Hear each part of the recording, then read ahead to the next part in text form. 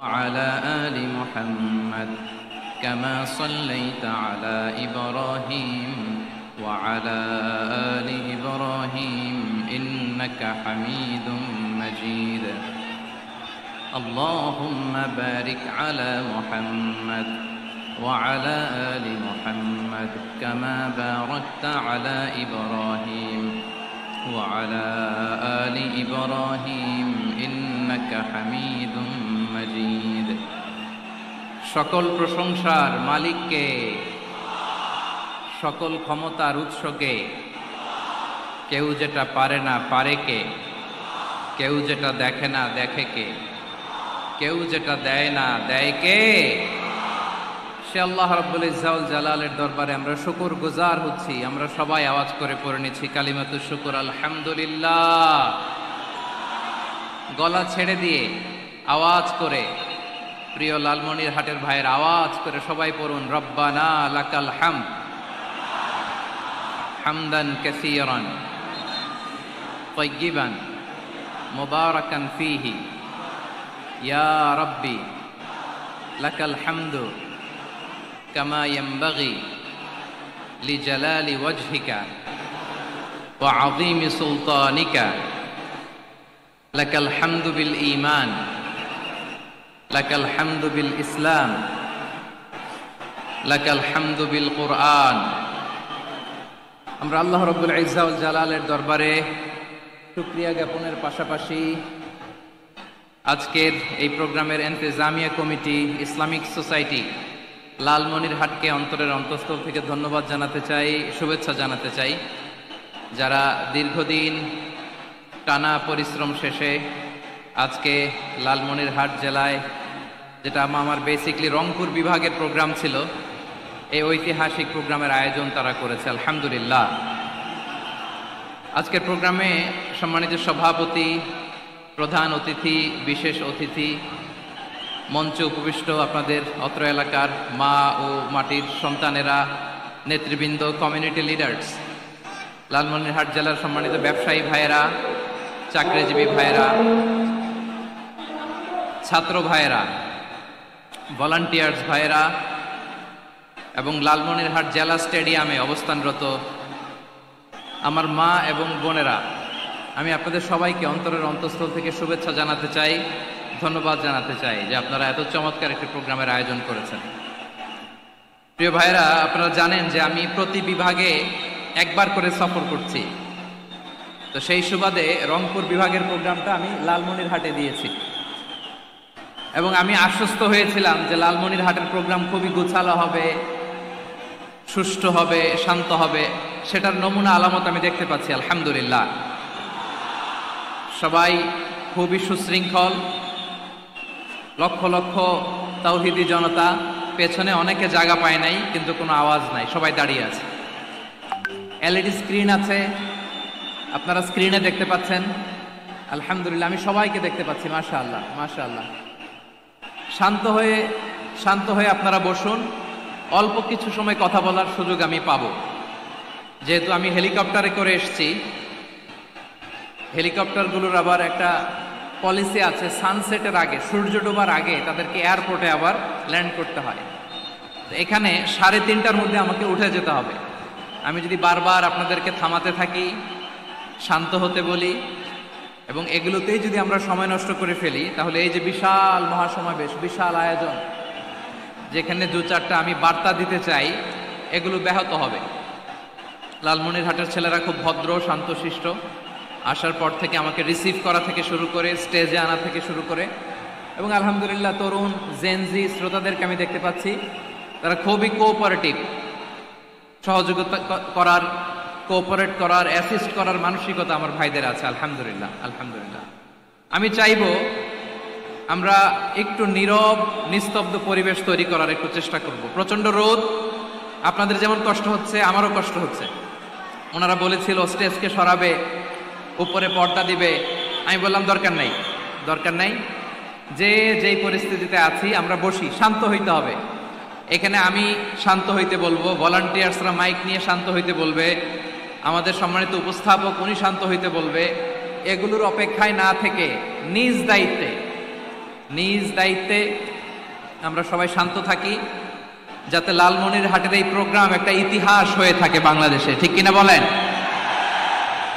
যখন আমি সময় দিব, শাউট করতে বলবো, নয়েজ করতে বলবো, তখন নয়েজ করতে হবে আওয়াজ করে। আর যখন কথা বলবো তখন একেবারে চুপ থাকতে হবে, একেবারে চুপ। মাশাআল্লাহ, হ্যাঁ ঠিক আছে, একেবারে চুপচাপ, একেবারে চুপচাপ থাকতে হবে। ধুলা উড়ানো যাবে না, সামনে আগানো যাবে না।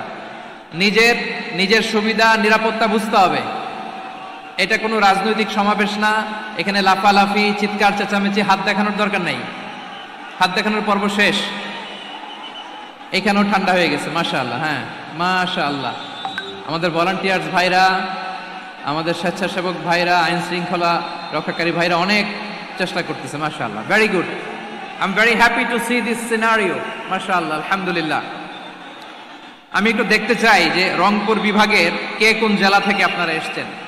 কুড়িগ্রাম থেকে কারা এসেছেন দেখি, কুড়িগ্রাম, মাশাআল্লাহ মাশাআল্লাহ। আচ্ছা, গাইবান্ধা জেলার কে আসছেন? গাইবান্ধা, মাশাআল্লাহ। ঠাকুরগাঁও অনেকে আসছেন। দিনাজপুর জেলা থেকে, মাশাআল্লাহ। নীলফামারী, ঠিক আছে, ফি আমানিল্লাহ। পঞ্চগড় অনেক আসছে। রংপুর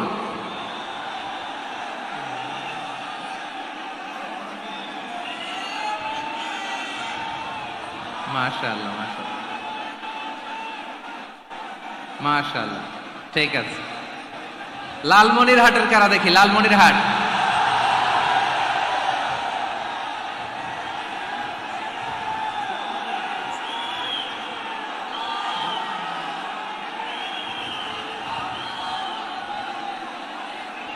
মাশাআল্লাহ মাশাআল্লাহ মাশাআল্লাহ।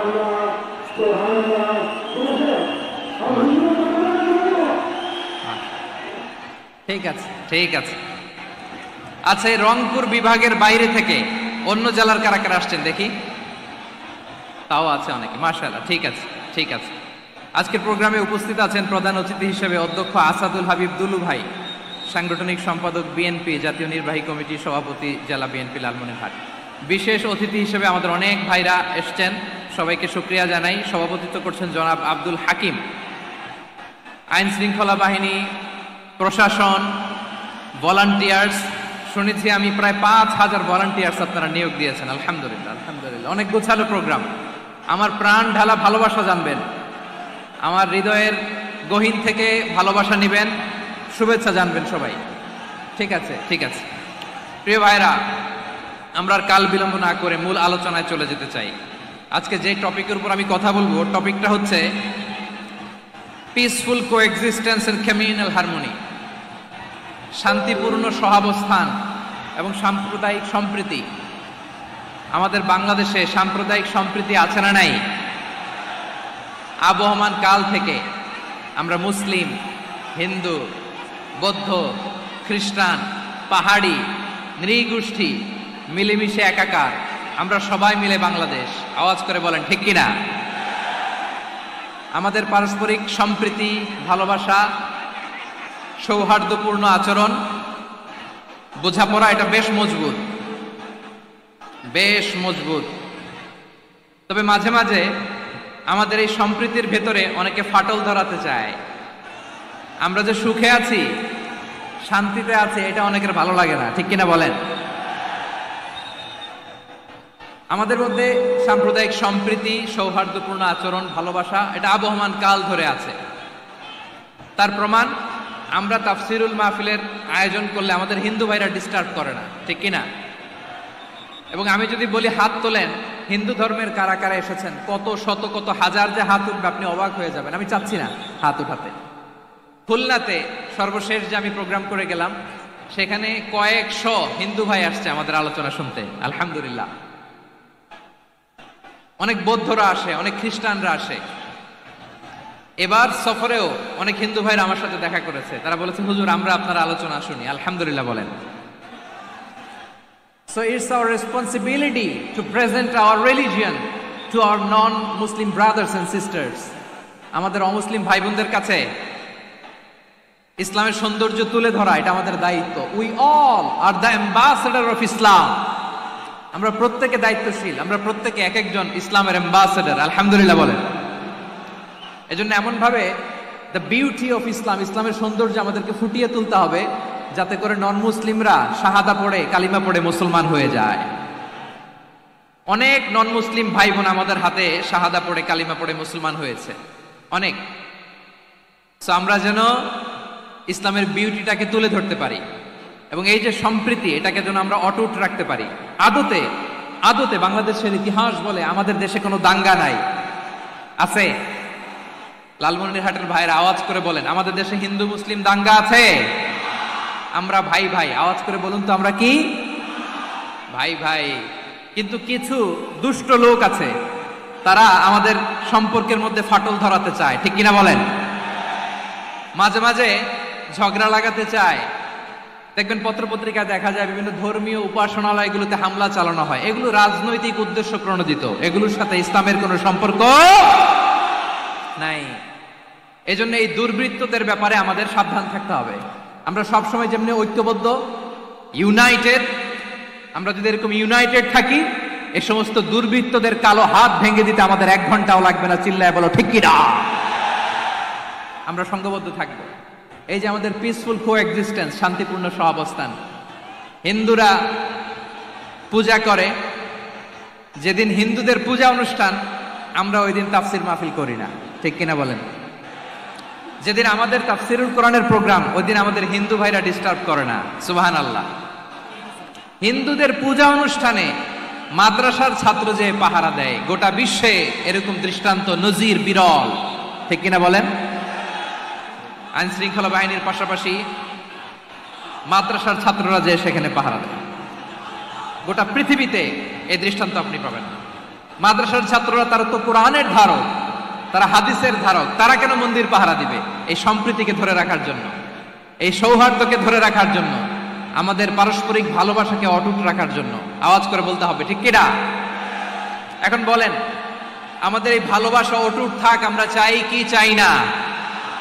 আমরা হিন্দু মুসলিম মিলেমিশে শান্তিপূর্ণ সহাবস্থান, সাম্প্রদায়িক সম্প্রীতি, লালমনিরহাটের ভাইয়ের আওয়াজ করে বলুন, এই সাম্প্রদায়িক সম্প্রীতি আমরা চাই কি চাই না? আল্লাহ এই দেশকে তুমি বরকতময় করো, বাংলাদেশকে তুমি শান্তিময় করো। আওয়াজ করে সবাই বলেন আমিন। এই জায়গাটাতে সামান্য একটু আওয়াজ হচ্ছিল, এটাও থেমে গেছে। আলহামদুলিল্লাহ, আলহামদুলিল্লাহ। এখন একেবারে everything is in my control. মাশাআল্লাহ। ঠিক আছে, আমি মূল আলোচনায় যাই। প্রিয় ভাইরা, আমি বলেছিলাম আমার আলোচনার বিষয় হচ্ছে শান্তিপূর্ণ সহাবস্থান, সাম্প্রদায়িক সম্প্রীতি। আমরা দেখব ইসলাম আমাদেরকে কি কি দিক নির্দেশনা দেয়। শান্ত হইতে হবে। খরগোশের কানের মতো কান দুটো আমার দিকে করে রাখেন। আমি এখনো উঠে যাব, হাত নাড়ায় লাভ নাই, আমি উঠে যাব। তাকায় থাকো আর কান খাড়া, আওয়াজ হবে না। হ্যাঁ, মাশাআল্লাহ, মাশাআল্লাহ, ঠিক আছে। আমরা দেখব যে রাসূল সাল্লাল্লাহু আলাইহি ওয়াসাল্লাম এই পিসফুল কোএক্সিস্টেন্সের জন্য আমাদের কি শিখিয়েছেন, কি কি গাইডলাইন দিয়েছেন। আমরা 1, 2, 3, 4 করে এগুলো আপনাদের সাথে শেয়ার করব। আমি আপনাদের খেদমতে সূরাতুল আনআমের 108 নম্বর আয়াত তেলাওয়াত করেছি।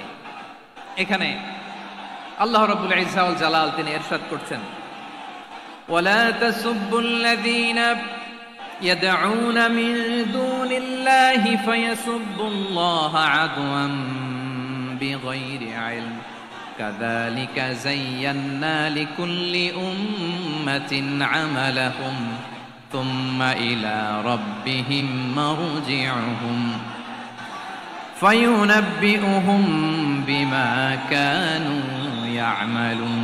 রব্বুল আলামিন বলেন, গোলাম ও আমার ইমানদার বান্দারা শোনো শোনো, ও আমার বিশ্বাসী বান্দারা শোনো শোনো, লা তাসুব্বুল্লাযীনা ইয়াদউনা মিন দুনিল্লাহ ফায়াসুব্বুল্লাহা আদওয়ান বিগাইরি ইলম। ও আমার বিশ্বাসী বান্দারা, যারা আল্লাহকে ব্যতি রেখে, আল্লাহকে বাদ দিয়ে অন্য উপাস্যকে ডাকে, দেব দেবীর পূজা করে, দেবতাদের পূজা করে, তোমরা খবরদার তাদের গালি দিও না। আওয়াজ করে বলেন, কি দিও না? আল্লাহ বলেন, ও বিশ্বাসীরা শোনো, যারা আল্লাহকে বেছে রেখে দেব দেবীর পূজা করে, অন্য উপাস্যের পূজা করে, তাদেরকে ডাকে, ওই দেবতাদেরকে তোমরা গালি দিও না। যদি ওই দেবতাদেরকে গালি দাও তাহলে ভুলবশত, শত্রুতাবশত তারা তোমাদের রব আল্লাহকে গালি দেবে, ঠিক কিনা? তোমরা যদি তাদের দেবতাদের গালি দাও, ওরা রেগে তোমার আল্লাহরে গালি দিবে, তাহলে আল্লাহরে গালি খাওয়ানোর কারণ হয়ে গেলাম আমি, ঠিক কিনা বলেন?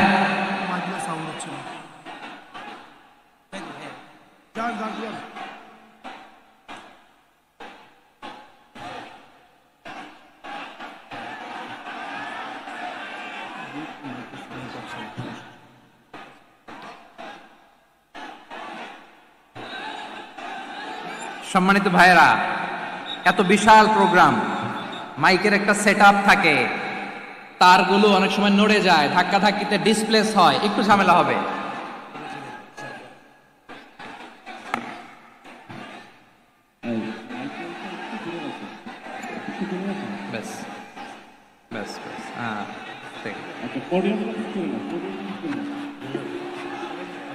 ঠিক আছে, একটু একটু সমস্যা হবে মাঝে মাঝে, আপনারা শান্ত থাকলে, শান্ত থাকতে হবে। এইভাবে সাউন্ড নাই, এই নাই, এই বলতে বলতে আমার সময়ও নাই, উঠে যেতে হবে, এগুলো বোকামি। এই বিভাগীয় প্রোগ্রামগুলোতে যাই, চিৎকার চেঁচামেচি করে তোমরা আসো, সময় শেষ, আমাকে উঠে যেতে হয়, আমরা তো বঞ্চিত হলাম। গুরুত্বপূর্ণ অনেক কথা শোনাবো তোমাদের, অনেক। প্রিয় ভাইরা, আপনারা শান্ত হয়ে বসুন, শান্ত হয়ে। রব্বুল আলামিন বলেন, খবরদার বিশ্বাসীরা, আল্লাহ ছাড়া যারা অন্যান্য উপাস্যদেরকে ডাকে, দেবতাদেরকে ডাকে, তাদেরকে তোমরা গালি দিও না। ওই সমস্ত দেবতাদেরকে যদি তোমরা গালি দাও তাহলে তারা আল্লাহকে গালি দিবে, ঠিক কিনা বলে? আমরা দেবতাদের গালি দিলে ওরা আল্লাহকে গালি দিবে।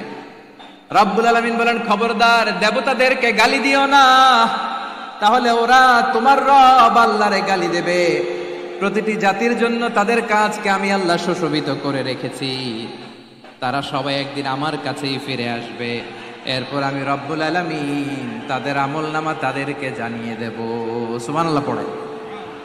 প্রিয় ভাইরা, আল্লাহ তাআলা বলেছেন, খবরদার গালি দিও না।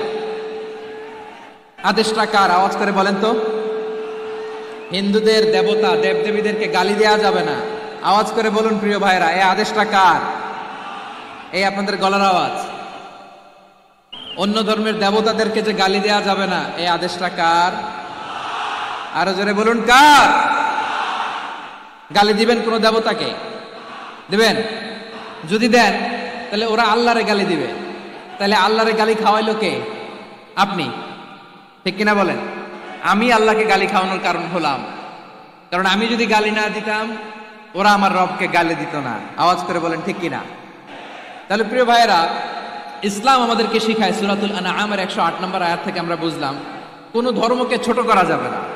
অন্য ধর্মকে ছোট করা মানে ইসলামকে ছোট করা। অন্য ধর্মের দেবতাকে গালি দেওয়া মানে আল্লাহকে গালি খাওয়ানো। আওয়াজ করে বলেন ঠিক কিনা? খবরদার, এটা করা যাবে না। আর অন্য ধর্মের দেবতাকে যদি আপনি গালি দেন, ওরা ইসলাম থেকে দূরে সরে যাবে। যাও ইসলামের প্রতি আকৃষ্ট হয়েছিল আর কোনোদিন ইসলামের ধারে কাছে আসবে না। আওয়াজ করে বলেন ঠিক কিনা? এজন্য কখনো কোনোদিন অন্য ধর্মের দেবতাদেরকে গালি দেয়া যাবে না। অন্য ধর্মের কোন দেবতাদেরকে আমরা গালি দিব না, গালি দিব না, বরং ইসলামের beauty, the beauty of Islam, ইসলামের সৌন্দর্যকে আমরা তুলে ধরব। আমরা যদি বিশ্বনবী সাল্লাল্লাহু আলাইহি ওয়াসাল্লামের জীবনের দিকে তাকাই, তাহলে আমি দেখব বিষ্ণু ইসলাম মক্কাতে কিংবা মদিনাতে অন্য ধর্মের লোকদের সাথে খুব পিসফুলি লাইফ লিড করেছেন।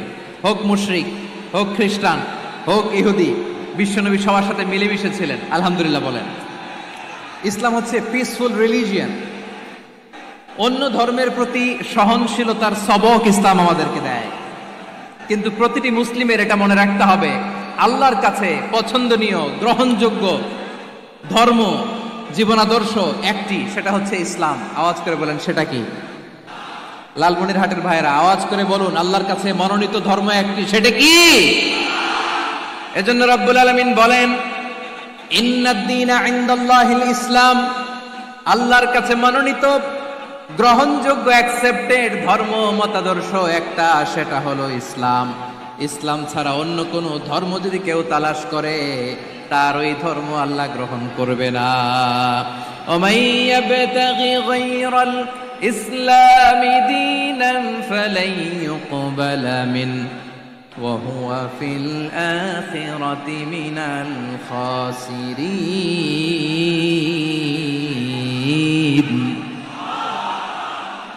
Whoever seek anything except Islam, that won't be accepted from him, and he will be loser in the day of judgment. কিয়ামতের দিন ইসলাম ছাড়া কেউ যদি অন্য কোনো ধর্ম তালাশ করেছে দুনিয়াতে, তার এই মতাদর্শ গ্রহণ করা হবে না, and he will be loser.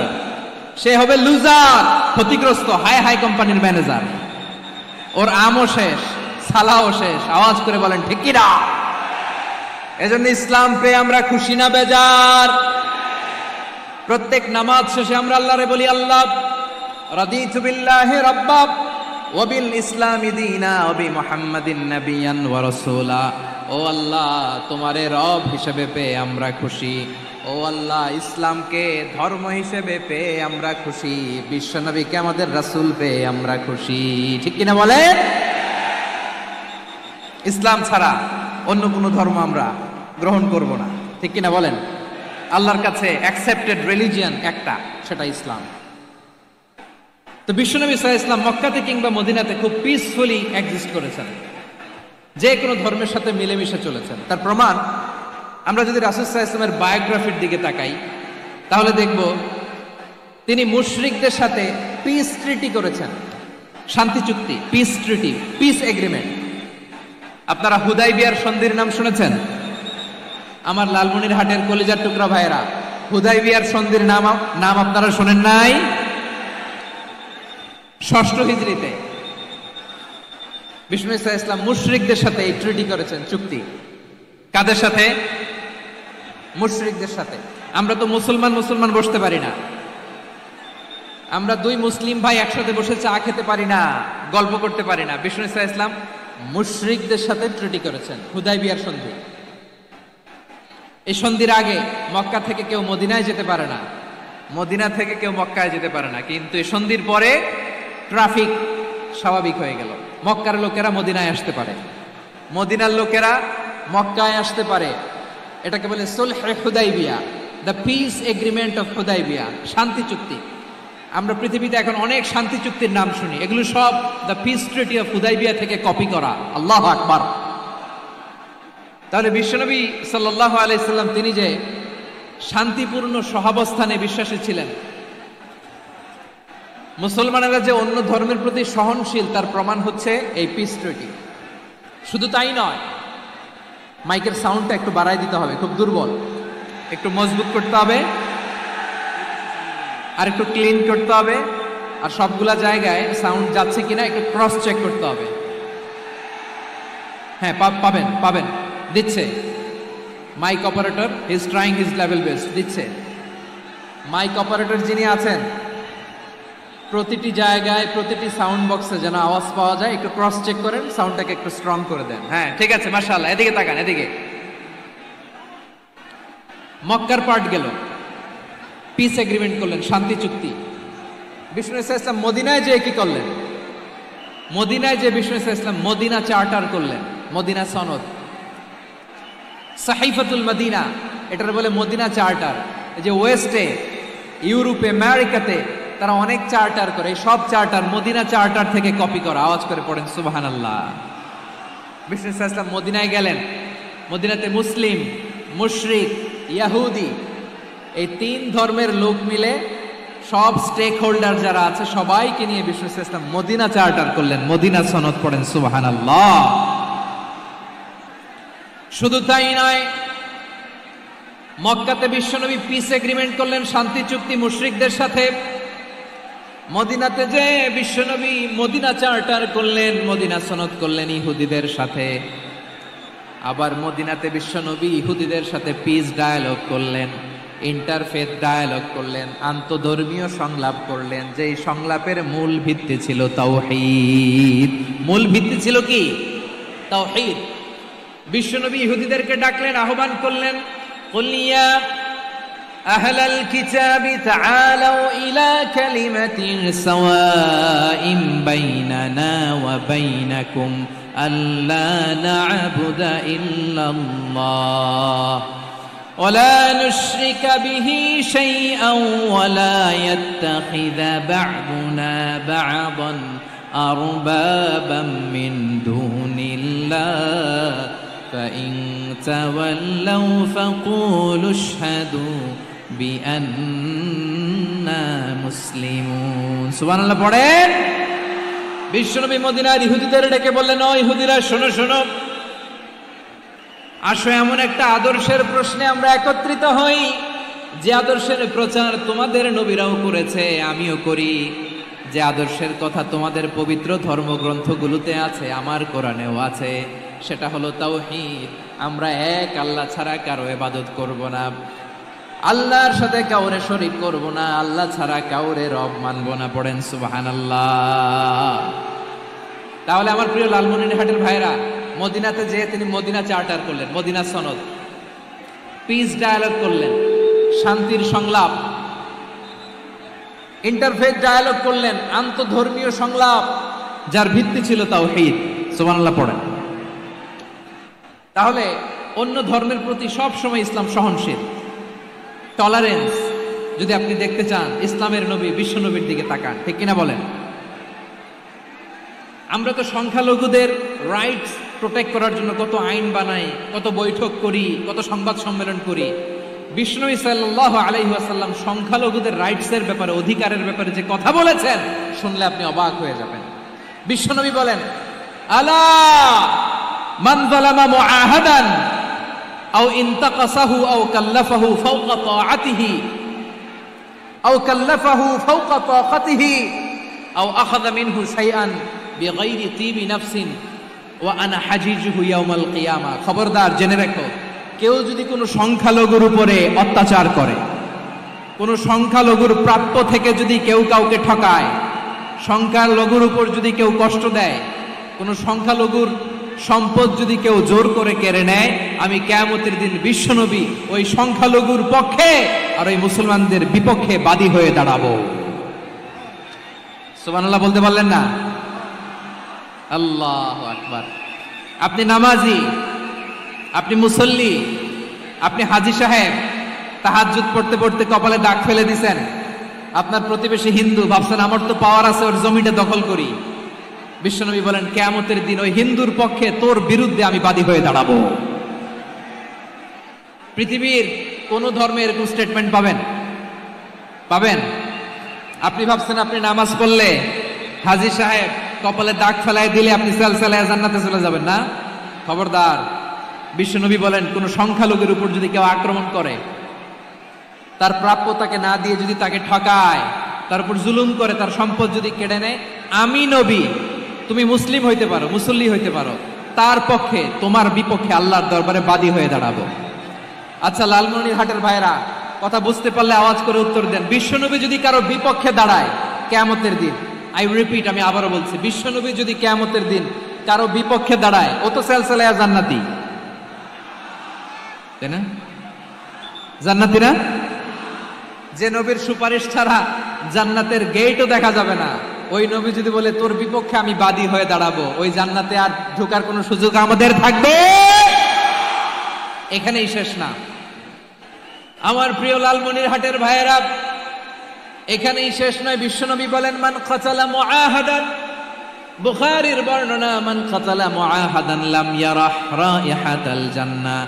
কেউ যদি, কোন মুসলিম যদি অন্যায়ভাবে কোনো সংখ্যালঘুকে হত্যা করে, কোনো হিন্দুকে হত্যা করে, কোনো বৌদ্ধরে হত্যা করে, অন্যায়ভাবে কোনো মুসলিম যদি কোনো সংখ্যালঘুরে হত্যা করে, জান্নাতে যাওয়া তো দূরের কথা, ওই মুসলিম জান্নাতের ঘ্রাণও পাবে না। সেই বুখারীর বর্ণনা, মান কাতালা মুআহাদান লাম ইয়ারাহ রাইহাতাল জান্নাহ ওয়া ইন্না রিহাহা লা ইউজাদু মিন মাসিরাতি 40 আমা। যে জান্নাতের ঘ্রাণ 40 বছর দূরের রাস্তা থেকেই পাওয়া যায়। সুবহানাল্লাহ পড়েন। প্রিয় ভাইরা, এখান থেকে জান্নাতে পৌঁছতে লাগবে 40 বছর। এত দূর। কত বছর? সবাই বলেন কত বছর? এখান থেকে জান্নাতে পৌঁছতে লাগবে 40 বছর। এত দূরে থাকতেই জান্নাতের ঘ্রাণ আপনার নাকে এসে ধাক্কা মারবে। বিষ্ণুই বলেন, যে ব্যক্তি কোন সংখ্যালঘুকে হত্যা করে জান্নাতের ঘ্রাণ তো পাবেই, জান্নাতে তো ঢুকতে পারবেই না, জান্নাতের ঘ্রাণও তার নাকে লাগবে না। পড়েন না আউযুবিল্লাহ। তাহলে সংখ্যালঘুদের ব্যাপারে ইসলামে অধিকার দেয়া আছে না নাই?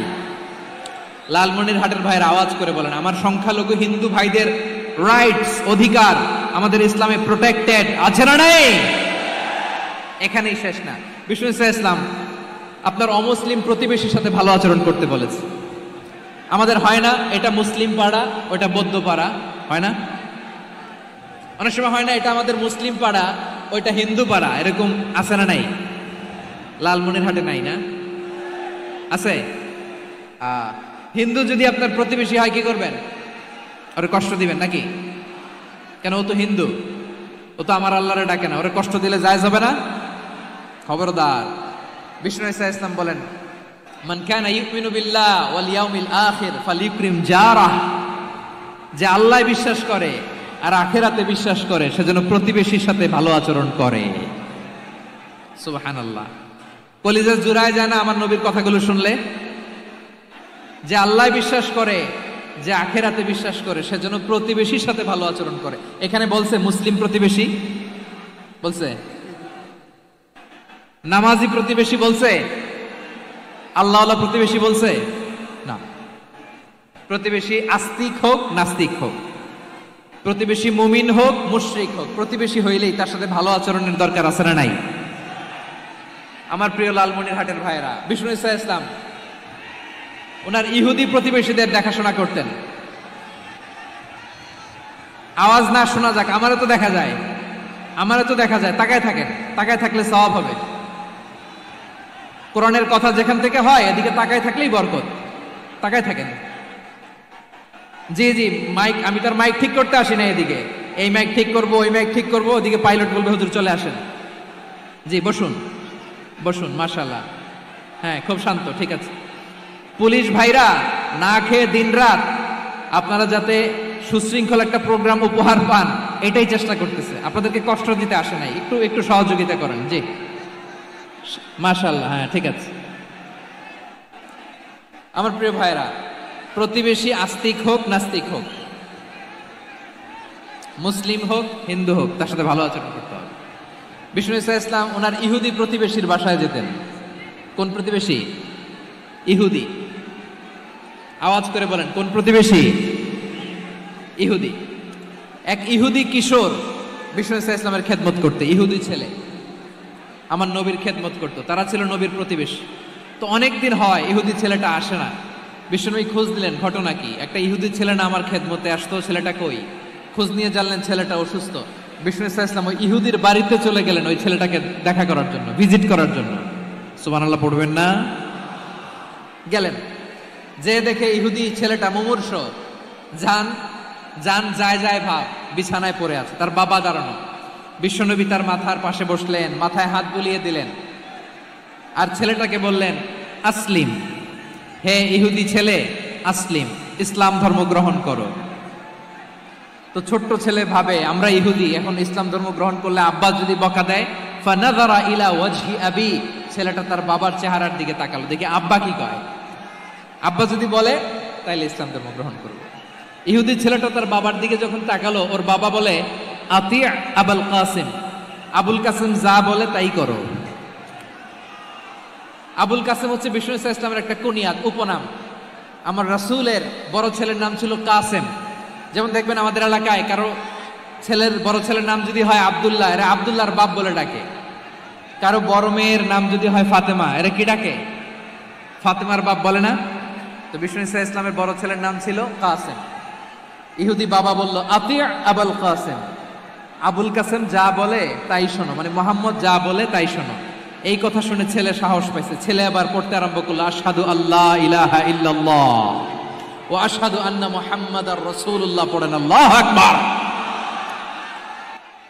বিশ্বনবীর আহ্বান শুনে ওই আহ্বানে সাড়া দিয়ে ইহুদি ছেলে শাহাদা পড়ে মুসলমান হয়ে গেল। তার হৃদয়টারে ঈমানের নূর দিয়ে আলোকিত করে দিল কে? প্রিয় ভাইরা, এবার রাসূল সাল্লাল্লাহু আলাইহি ওয়াসাল্লাম বের হয়ে আসলেন ঘর থেকে আর বললেন, আলহামদুলিল্লাহিল্লাযী আনকাযাহু মিনান নার। প্রশংসা সে আল্লাহর, যে আল্লাহ জাহান্নামে চলে যাচ্ছিল প্রায় এমন একটা লোককে মুহূর্তের মধ্যে কালেমায়ে শাহাদাতের বদৌলতে জান্নাতি বানায় দিলেন। আওয়াজ করে পড়েন সুবহানাল্লাহ। এই হাদিস থেকে আমরা কি শিখলাম? What is the moral of the story? এক নম্বর স্টোরি হলো, প্রতিবেশী ইহুদি হোক হিন্দু হোক, যাবেন, সুসম্পর্ক রাখবেন, উপহার দিবেন, বিপদে পাশে দাঁড়াবেন, তাইলেই তো আপনাদের প্রতি, মুসলমানদের প্রতি তারা আকৃষ্ট হবে, ঠিক কিনা বলেন?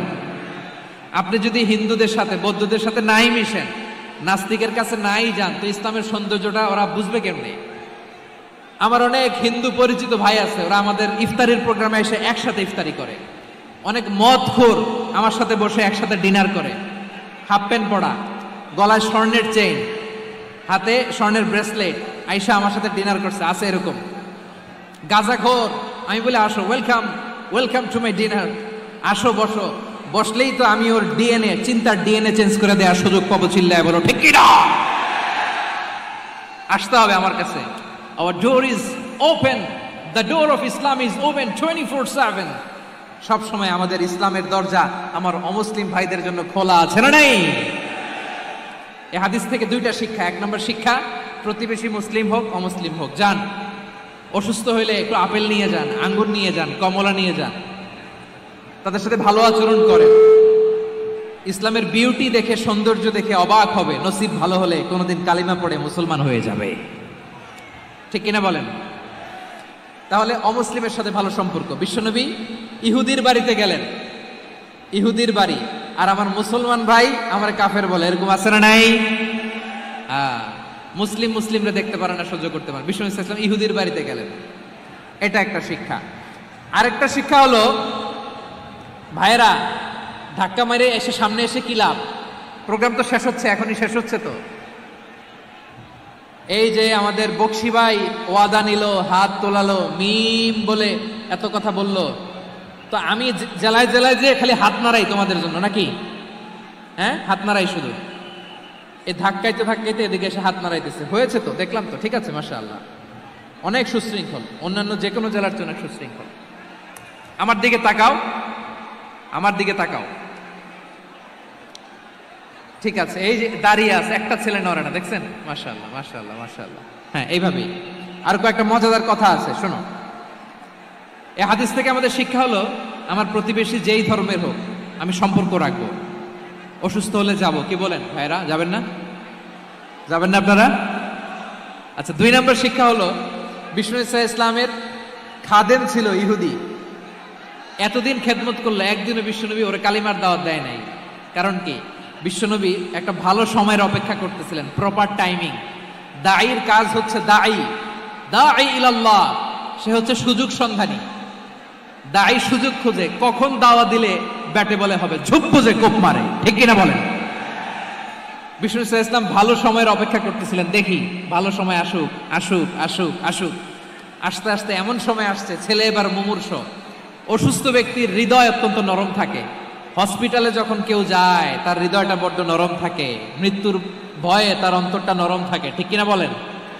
এই প্রপার টাইমিং এর অপেক্ষা করতেছিলেন। যখনই টাইমিং পেয়েছেন, দাওয়াত দিলেন, পড়ো লা ইলাহা ইল্লাল্লাহ, সুবহানাল্লাহ পড়েন সবাই। তাহলে ইসলাম অমুসলিম প্রতিবেশীর সাথে ভালো আচরণ করতে বলে। ইসলাম অমুসলিম মাতা পিতার সাথেও ভালো আচরণ করতে বলে। মাতা পিতা যদি অমুসলিম হয়, তারা ফেলে দিতে পারবেন? পারবেন? পারবেন? আমার লালমনিরহাটের ভাইয়েরা, অনেক হিন্দু ছেলে আমাদের হাতে শাহাদা পড়ে মুসলিম হয়, কিন্তু ওর মা মুসলমান হয় নাই, বাবাও হয় নাই, এরকম আছে না নাই? তো ও হয়েছে মুসলিম, মা বাপ হিন্দু, এখন মা বাপ কি বাদ? হ্যাঁ, মা বাপ বাদ দেয়া যাবে? যেই মা আপনার 9 মাস 8 মাস পেটে ধারণ করলো, আপনার মায়ের নার ছেঁড়া ধন, আপনি ওই মারে বাদ দিতে পারবেন? যে মায়ের বুকের তাজা দুধ খেয়ে আপনি আজকে বাড়ন্ত তাজা তরতাজা, ওই মারে বাদ দেয়া যাবে? মায়ের এক ধারে দুধের দাম, কাটিয়া গায়ের চাম, পাপুষ বানাইলেও ঋণের শোধ হবে না। এমন দরদি ভাবে কেউ হবে না আমার মাহা গো। মায়ের এক ধারে দুধের দাম, কাটিয়া গায়ের চাম, পাপুষ বানাইলেও ঋণের শোধ হবে না। এমন দরদি ভাবে কেউ হবে না আমার মাহা গো। ঠিক কিনা? মাকে তো বাদ দেওয়া যায় না। وَقَضَى رَبُّكَ أَلَّا تَعْبُدُوا إِلَّا إِيَّاهُ وَبِالْوَالِدَيْنِ إِحْسَانًا। আল্লাহ বলে অবধারিত দুইটা ভার্ডিক্ট তোমাদের জন্য, এক আল্লাহর ইবাদত করবা আর মা বাবার প্রতি ইহসান করবা। আদেশটা কার? মা বাবার প্রতি ইহসান করতে হবে। আমার মা হিন্দু হোক ভালো আচরণ করতে হবে, বৌদ্ধ হোক ভালো আচরণ করতে হবে। আমার যে সমস্ত হিন্দু ভাইয়েরা মুসলিম হয়েছে, তোমাদের মা বাবা এখনো মুসলমান হয় নাই, তাদের সাথে ভালো আচরণ করতে হবে। আপনাদের খেদমত নিজে করতে হবে অথবা খেদমতের ব্যবস্থা করাই দিতে হবে। মান্থলি যে খরচ লাগে এটা দিতে হবে। আরে তুমি এখন মুসলিম, তোমার মা বাবা হিন্দু, এখনই তো সুযোগ ইসলামের সৌন্দর্য দেখানো। এখন মা বাবা যদি দেখে আরে এটা হিন্দু থাকতে তো বদমাইশ ছিল, বেয়াদব ছিল, কি এমন ধর্ম সে গ্রহণ করলো যেটা গ্রহণের সাথে সাথে সে পাল্টে গেল? কি এমন ধর্ম সে গ্রহণ করেছে যেটা তার জীবনকে আলোকিত করে দিয়েছে? নসিব ভালো হইলে তারাও কালিমা পড়ে মুসলমান হয়ে যাবে। বিষ্ণু ইসলামের স্ত্রীর নাম ছিল আয়েশা রাদিয়াল্লাহু তাআলা আনহা, আবু বকর রাদিয়াল্লাহু তাআলা আনহুর মেয়ে। আবু বকর রাদিয়াল্লাহু তাআলা আনহুর আরেক মেয়ের নাম হচ্ছে আসমা। কি নাম? দুজনই আবু বকর রাদিয়াল্লাহু তাআলা আনহুর মেয়ে, আসমা আর আয়েশা। নাম দুটো কেমন লাগে? আসমা নামটা কেমন লাগে? আয়েশা নামটা কেমন লাগে? সবার ভালো লাগে নাই? নাম দুটো আপনাদের ভালো লাগে? লালমনিরহাটে অনাগত যদি কন্যা সন্তান হয়, যদি মনে চায় আসমা রেখে দিতে পারবেন, যদি মনে চায় আয়েশা রেখে দিয়েন। দেশে বিদেশে এয়ারপোর্টে রাস্তা ঘাটে শুধু বলে হুজুর একটা নাম দেন, আমার ছেলের একটা নাম দেন, মেয়ের একটা নাম দেন। তো আমার মনে আছে যশোরের আবদিনের মাহফিলে আমি একটা দুইটা নাম দিয়েছিলাম। আজকে লালমনিরহাটের এই প্রোগ্রামে কন্যা সন্তান যদি হয় দুটা নাম দিলাম, আসমা কিংবা আয়েশা। ইনশাআল্লাহ পড়েন। দুজন বোন, এক মায়ের না, বাবা এক মা দুইজন। আয়েশা রাদিয়াল্লাহু তাআলা আনহার মায়ের নাম উম্মে রুমান, আর আসমা রাদিয়াল্লাহু তাআলা আনহার মায়ের নাম কুতাইলা বিনতে আব্দুল উজ্জা। আবু বকর রাদিয়াল্লাহু তাআলা আনহু 4টা বিয়ে করেছিলেন। তো একই ঘটনা ঘটেছে এই ফ্যামিলিতে। আসমা ইসলাম ধর্ম গ্রহণ করে মুসলিমা, কিন্তু তার মা কুতাইলা মুশরিকা। আই রিপিট, বোঝার জন্য আমি আবারও বলি, আসমা রাদিয়াল্লাহু তাআলা আনহা মুসলিমা, আর আসমার মা কুতাইলা, আওয়াজ করে বুঝে থাকলে বলেন, আসমার মা মুশরিকা। তার মানে মেয়ে মুসলিম, মা অমুসলিম। ভেজাল আছে না নাই? কিন্তু কুতাইলা আর ধৈর্য ধারণ করতে পারে না। নার ছেড়া ধন, কলিজার টুকরা ধন, কলিজার টুকরা সন্তান আসমারে দেখতে বড্ড মন চায়। সাইয়েদনা আসমা রাদিয়াল্লাহু তাআলা আনহা মক্কা থেকে হিজরত করে মদিনায় চলে গেলেন। হুদাইবিয়ার পর যখন মক্কা মদিনার ট্রাফিক স্বাভাবিক হলো, মক্কার লোক মদিনায় যায়, মদিনার লোক মক্কায় আসে। কুতাইলা কলিজার টুকরা সন্তান আসমারে দেখার জন্য কিছু উপহার নিয়ে বিশাল মরুপথ পাড়ি দিয়ে মক্কা থেকে মদিনায় যায়। সুবহানাল্লাহ বলেন। এখন মা আসছে মেয়ের সাথে দেখা করতে, মেয়ে তো আর দেখা দেয় না। মেয়ে ভাবছে আমার মা তো মুশরিকা, অপবিত্রা, তার সাথে কি দেখা দেয়া যাবে? বিশ্বনবীর দরবারে চলে গেলেন। সুবহানাল্লাহ বলেন। কি সৌভাগ্যবান ছিল তারা, মাসলা জানার দরকার হলেই নবীর দরবারে চলে যেত। ঘরে বউয়ের সাথে ঝগড়া হলে নবীর দরবারে চলে যেত। অনেক সাহাবী বলে আমার পেটে ক্ষুধা লাগলো আমি নবীর কাছে চলে যেতাম, কারণ নবীর চেহারার দিকে তাকালেই আমার পেটের ক্ষুধা মিটে যেত। সাইয়েদনা আসমা রাদিয়াল্লাহু তাআলা আনহা বিশ্বনবীর কাছে চলে গেলেন। যে বললেন ইয়া রাসূলুল্লাহ ইয়া হাবিবাল্লাহ ইন্না উম্মি কাদিমাতুন ইলাইয়া ওয়া হিয়া রাগিবা, আমার মা মক্কা থেকে অনেক দূর মরুর পথ পাড়ি দিয়ে উপহার সামগ্রী নিয়ে মদিনায় আমার সাথে দেখা করতে এসেছে গো নবী। আমার জানতে বড্ড ইচ্ছে হয় আমি আমার মুশরিকা মায়ের সাথে একটু দেখা করতে পারবো কিনা। আফা আসিলুহা, আগে যেমনি আমি আমার মায়ের সাথে ভালো আচরণ করতাম, যেমনি আমি আমার মায়ের সাথে সদাচরণ করতাম গো নবী, এখন আমি মুসলিমা মা মুশরিকা, এখনো কি আগের মতো সদাচরণ করতে পারবো নাকি? বিশ্বনবী বললেন নাম সিদিহা, হ্যাঁ রে আসমা, অবশ্যই অবশ্যই, আগে ঠিক যেমন তুমি তোমার মায়ের সাথে ভালো আচরণ করতে এখনো তেমনি আগের মতো ভালো আচরণ করবা। আওয়াজ করে পড়েন সুবহানাল্লাহ। কি ইসলাম আমরা পেয়েছি, কত ব্রড মাইন্ডেড আমাদের ইসলাম, কত ওপেন মাইন্ডেড ইসলাম, কত ওপেন আপ করতে পারে, চিন্তা করতে পারেন। বিষ্ণু বললেন হ্যাঁ অবশ্যই, নাম সুলিহা, আগে যেমনি ভালো আচরণ করছো আসমা এখন ওইরকমই করো, পারলে আরো বাড়ায় করো। সুবহানাল্লাহ বলেন। তাহলে আমার যে হিন্দু ভাইরা হিন্দু বোনেরা ইমানের বদৌলতে দৌলতে আপনি ধন্য হয়েছেন, আপনার আম্মা আব্বা এখনো মুসলমান হয় নাই, তাদের জন্য দোয়া করেন, তাদের জন্য দোয়া করেন, আল্লাহ যেন তাদেরকেও ইমানের দৌলত দান করে। আমরা সবাই পড়ি আমিন, আরো জোরে পড়েন আমিন।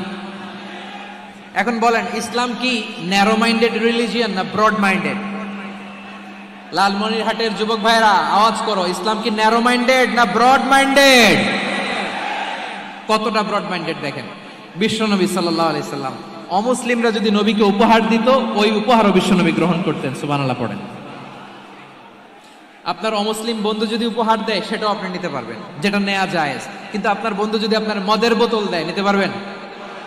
হ্যাঁ, মদের বোতল দিলে পারবেন না।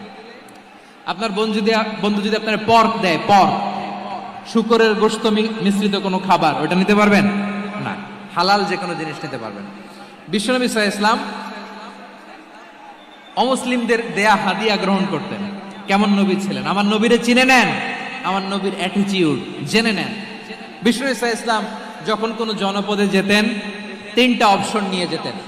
প্রিয় ভাইয়ের আওয়াজ করে বলতে হবে, কোন জনপদে গেলে আমার নবীর অপশন থাকতো কয়টা? আমার মতো 3 আঙ্গুল উঁচু করে দেখান আর বলুন, আমার নবী কোন জনপদে গেলে কয়টা অপশন নিয়ে যেতেন? 1 নাম্বার অপশন আসলিম তাসলাম। নতুন এলাকায় গেলে বলতেন আসলিম তাসলাম, ইসলাম ধর্ম গ্রহণ করো, শান্তিতে থাকবা, আমার ভাই হয়ে যাবা, আমরা ভাই ভাই। ইসলাম মানো, আমরা ভাই ভাই। অপশন নাম্বার কত? 1। যদি বলে না ইসলাম মানবো না, ওকে, অপশন নাম্বার 2, মুসলিম হওয়ার দরকার নাই, লা ইকরাহা ফিদ্দিন, ইসলামে কোনো বাড়াবাড়ি নাই। খ্রিস্টান আছো থাকো, বৌদ্ধ আছো থাকো, ইহুদি থাকতে চাও থাকো, কিন্তু আমরা যেহেতু রিজিওনাল সুপার পাওয়ার, আমাদের আন্ডারে থাকো, ট্যাক্স দিয়া থাকো, এটার বলে জিজিয়া। আলেম যারা আছেন বুঝবেন, এটার আরবিতে কি বলে? জিজিয়া।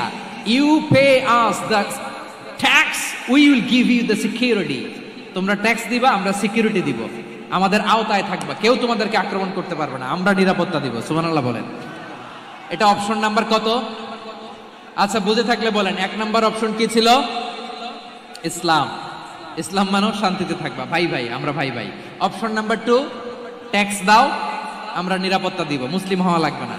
এখন 1 নাম্বারও মানে না, 2 নাম্বারও মানে না, মুসলিম হবো না, ভালো, খ্রিস্টান থাকো, ট্যাক্স দাও, আমরা সিকিউরিটি দিব না, এইটাও মানি না।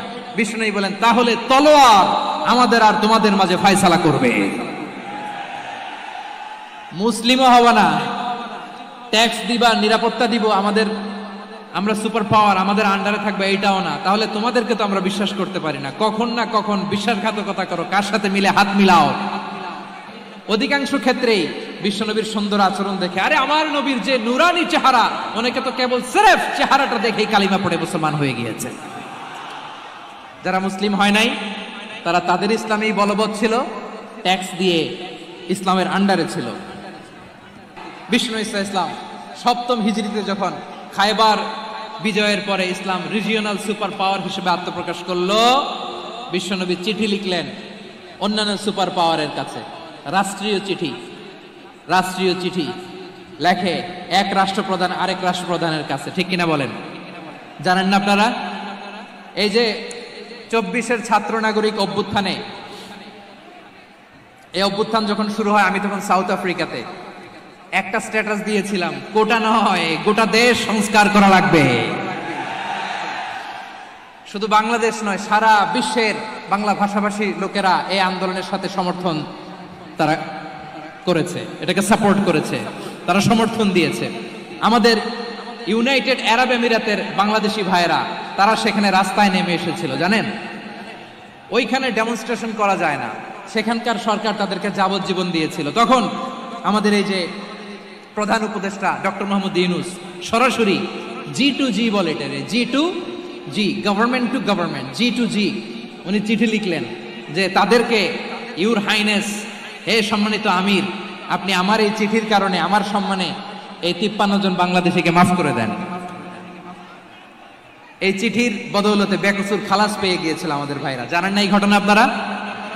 তাহলে গভর্নমেন্ট টু গভর্নমেন্ট চিঠি দেওয়া হয়। 7ম হিজরিতে বিষ্ণু ইসলাম সব সুপার পাওয়ারের কাছে চিঠি দিলেন, রোমান সম্রাটের কাছে, পারস্য অধিপতির কাছে, মিশরের অধিপতির কাছে, সবার কাছে চিঠি লিখলেন। চিঠির ভাষা ছিল এরকম, মিন মুহাম্মাদিন রাসূলিল্লাহ ইলা মুকাওকিস আযীমিল কিবত, মুহাম্মদ রাসূলুল্লাহর পক্ষ থেকে মিশরের বাদশার কাছে, আসলিম তাসলাম, ইসলাম মানো শান্তিতে থাকবা, সালামুন আলা মান ইত্তাবাআল হুদা, শান্তি তার জন্য যে হেদায়েতের অনুসরণ করে। সুবহানাল্লাহ পড়েন। তো এই চিঠি অনেকে ভালোভাবে রিসিভ করেছে, অনেকে এই চিঠি পাওয়ার পরে নবীর কাছে আবার ইন রিটার্ন উপহার পাঠিয়েছে। কি পাঠিয়েছে? উপহার। মিশরের বাদশা মুকাওকিস তিনি বিশ্বনবীকে বিশাল এক উপহারের ডালি পাঠিয়েছেন। মিশরের বাদশা মুকাওকিস ছিলেন ধর্মে খ্রিস্টান। লালমনিরহাটের ভাইয়েরা আওয়াজ করে বলেন, মিশরের বাদশা ধর্মে কি ছিল? খ্রিস্টান। কি উপহার দিয়েছিল আমার নবীকে?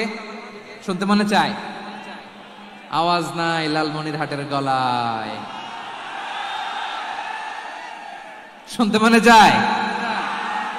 1000 স্বর্ণ মুদ্রা, 1000 স্বর্ণ মুদ্রা। 2টা খ্রিস্টান দাসী, একজনের নাম মারিয়া বিনতে শামউন আল কিবতিয়া, আরেকজনের নাম সিরিন বিনতে শামউন আল কিবতিয়া। একজন খ্রিস্টান দাস 20 থান কাপড় জামা বানানোর জন্য, আমরা নবী যেন সেলাই করে জামা বানাতে পারে এজন্য 20 থান কাপড়, 20 থান ফাইন গার্মেন্ট। সুবহানাল্লাহ পড়বেন না? এরপরে একটা গাধা যেটার নাম ছিল উফাইর, আর একটা খচ্চর, এটার নাম ছিল দুলদুল। খচ্চর চিনেন? গাধা আর ঘোড়ার ক্রসিং এ যে প্রাণীটা দুনিয়াতে আসে এটার খচ্চর বলে। তো এই যে সুপার পাওয়ার খ্রিস্টান বাদশার কাছে নবী চিঠি লিখলেন, ওই খ্রিস্টান বাদশা আমার নবীকে উপহার দিল। বিশ্বনবী এই উপহারগুলো সানন্দে গ্রহণ করেছে। সুবহানাল্লাহ পড়বেন না? তাহলে অমুসলিম কেউ যদি আপনাকে উপহার দেয়, হালাল উপহার হলে আপনি গ্রহণ করতে পারবেন। অনুরূপভাবে পারস্যের বাদশা, রোম সম্রাট বিশ্বনবীকে উপহার পাঠিয়েছেন, আমার নবী সবগুলো উপহার গিফট গ্রহণ করেছেন। সুবহানাল্লাহ বলেন। তাহলে প্রিয় লালমনিরহাট আওয়াজ করে বলুন, ইসলাম কি ন্যারো মাইন্ডেড রিলিজিয়ন না ব্রড মাইন্ডেড? আম্মাজান আয়েশার কাছে মাসালা জানতে চায় মেয়েরা, হে আম্মাজান, অগ্নি উপাসকেরা তাদের ঈদের দিন নওরোজের সময় আমাদেরকে পাখি দেয়, নেওয়া যাবে? উনি বললেন, ওরা জবাই করে দিলে নেওয়া যাবে না, কিন্তু ওরা যদি ফলমূল এরকম খাবার দেয় এগুলো নেওয়া যাবে। তার মানে অমুসলিমদের দেয়া উপহার এটা গ্রহণ করা যায়। সুবহানাল্লাহ বলেন। শুধু তাই নয়, বিষ্ণু ঈসা ইসলাম অমুসলিমদের সাথে আর্থিক লেনদেনও করেছেন, ফিনান্সিয়াল ডিলিং করেছেন।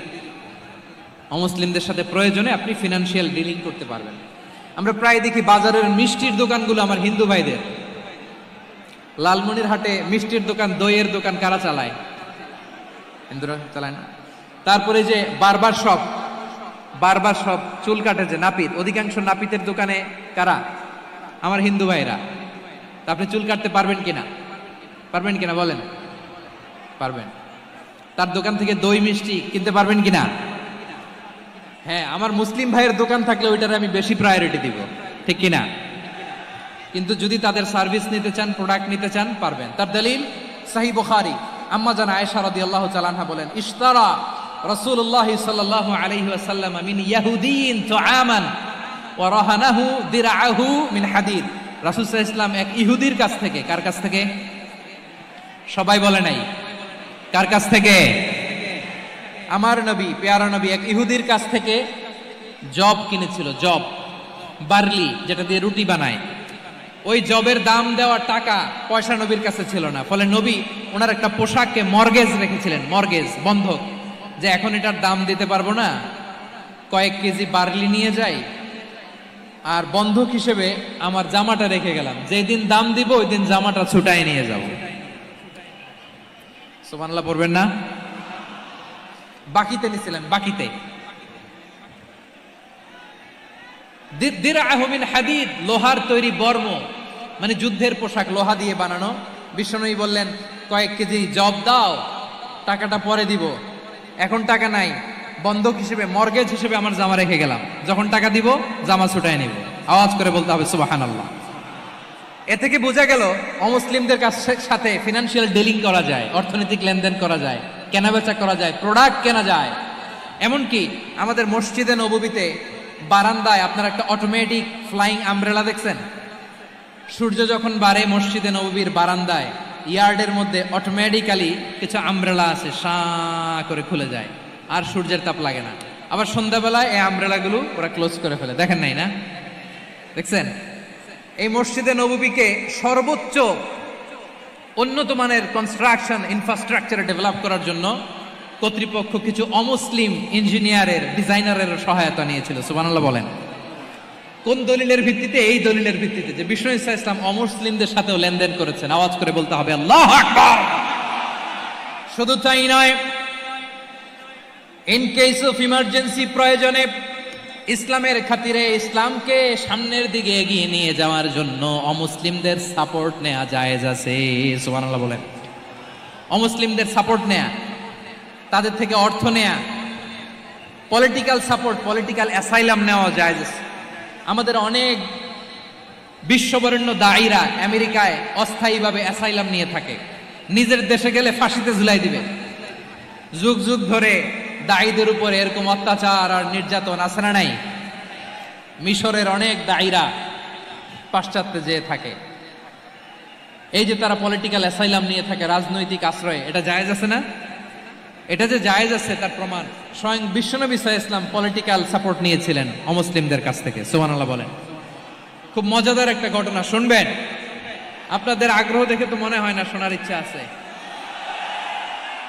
আছে আছে, গলায় জোর আছে।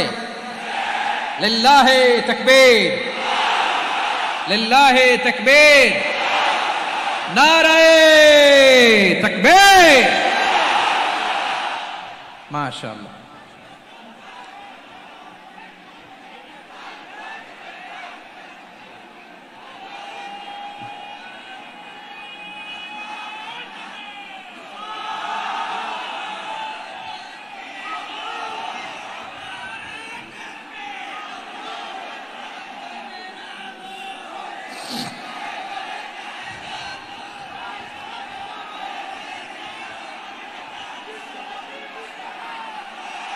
মাশাআল্লাহ মাশাআল্লাহ।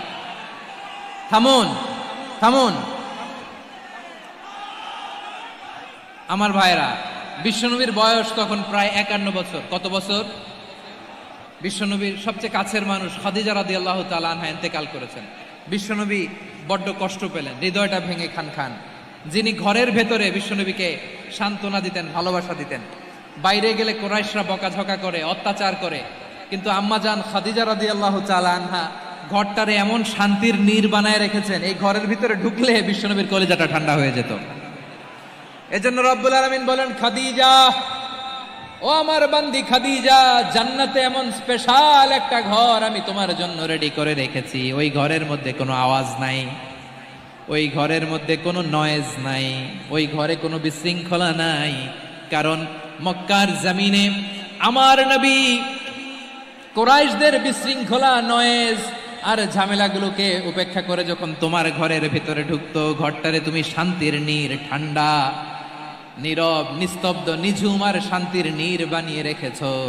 এজন্য জান্নাতে স্পেশাল একটা শান্তির নীড় আমি তোমারে উপহার দেব। ওই প্রিয়তমা স্ত্রী খাদিজা ইন্তেকাল করলেন। বিশ্বনবীর হৃদয় ভেঙে খান খান।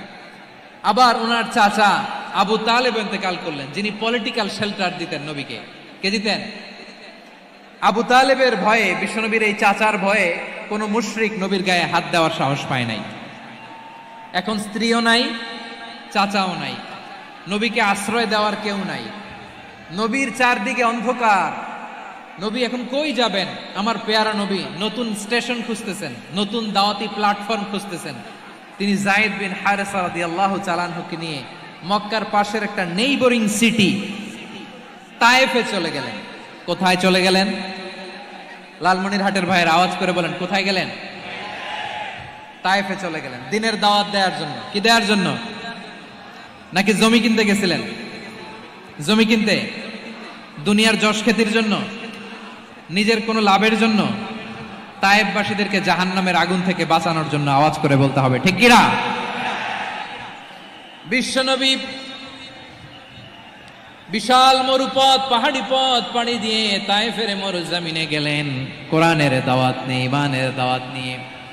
কিন্তু তায়েফের লোকেরা বিশ্বনবীর দাওয়াতকে শুধু প্রত্যাখ্যান করেই থামে নাই, তারা বিশ্বনবীর সাথে অত্যন্ত খারাপ আচরণ করেছে, বিশ্বনবীকে শারীরিকভাবে হেনস্থা করেছে, আমার নবীকে শারীরিকভাবে অত্যাচার করেছে, আমার পেয়ারা নবীর গায়ে পাথর মেরেছে, বিশ্বনবীর গা বেয়ে ঝরঝর করে রক্ত ঝরেছে, নবী জামিনের মধ্যে লুটিয়ে পড়েছেন, আবার মেরেছে, আবার নবী হাঁটতে শুরু করলেন, পেছন থেকে আবার মেরেছে, আবার নবী রক্তাক্ত হয়ে জামিনের মধ্যে লুটিয়ে পড়লেন, আবার মেরেছে।